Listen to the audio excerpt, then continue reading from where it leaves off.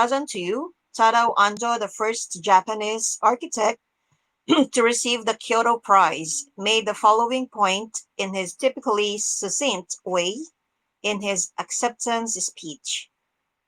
I have liked making things since I was a child.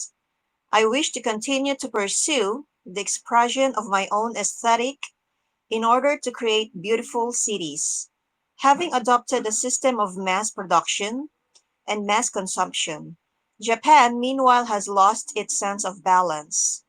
The environment has been destroyed and cities have lost their beauty. I wish to continue to pursue these two difficult objectives: the expression of my own aesthetic and the creation of an architecture that is mindful of the environment.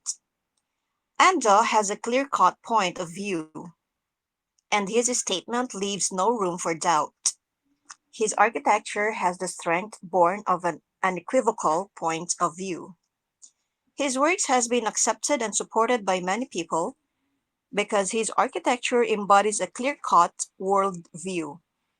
Concerning his own architecture, he states that instead of being complete in itself, it seeks to stimulate the place through its connection to diverse things such as city, history, and society.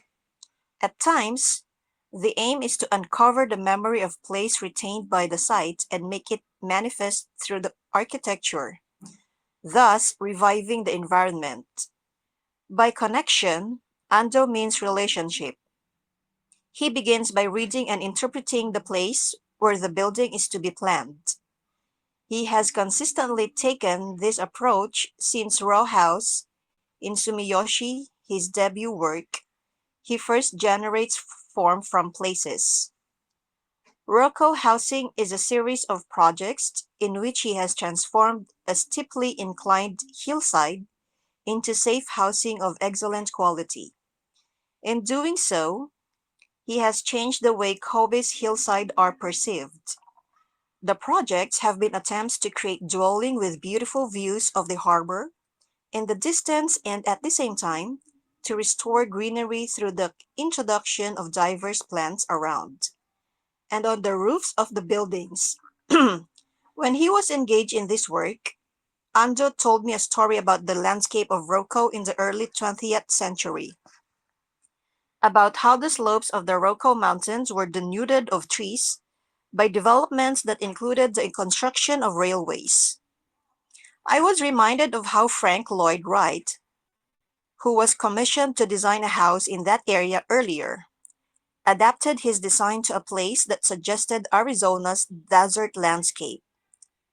Ando perceived the history and aftermath of the development, the growth of new greenery on the mountains over the years, was an important memory of this place. The introduction of an abundance of plants on Roko housing was intended to evoke the memory of place. That is because memory of place is an interpretation of a place, an interpretation of the history of a place. All his works start from an interpretation of such memory of place. However, that is subtly different from intertextuality. That is the idea that each and every work is a reinterpretation of all the works that predate it. Furthermore, memory of place is not a matter of personal nostalgia. For Ando, memory of place is something that transcends the emotion of an individual and has a social dimension. That is why so many people are sympathetic to his architecture. Hello? Oh, okay. The time is over. See you tomorrow. Bye bye. Have a good Okay, day. bye-bye. Thank you.